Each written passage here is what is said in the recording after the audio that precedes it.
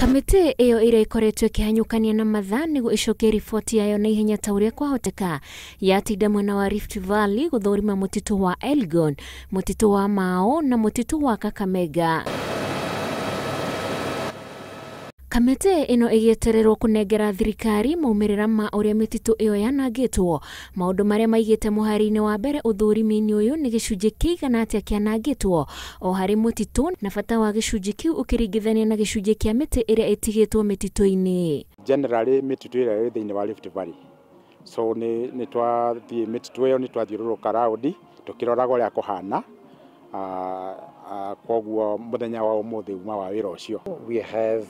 We've been given 30 days to make recommendations to the government of Kenya on the best way to manage those forests and to address the impact of logging activities in the country.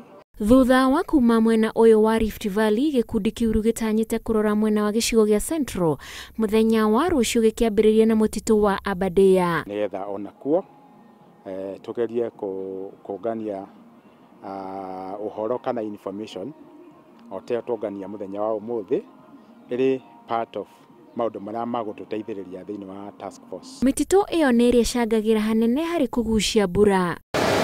Nakuo kaunti-inĩ ya Trans Nzoia mũhunjia ũmwe nĩaikĩtio ngono thutha wa kũnyitĩkana agĩcina makara mũtitũ-inĩ wa Nyakweri. Amefungua maduka hapa, makaa na choma hapa, yeye ndiye anaita watu kuja kuchoma makaa hapa, pia tumeweka in custody, tunaenda kumshtaki atapelekwa kotini mara.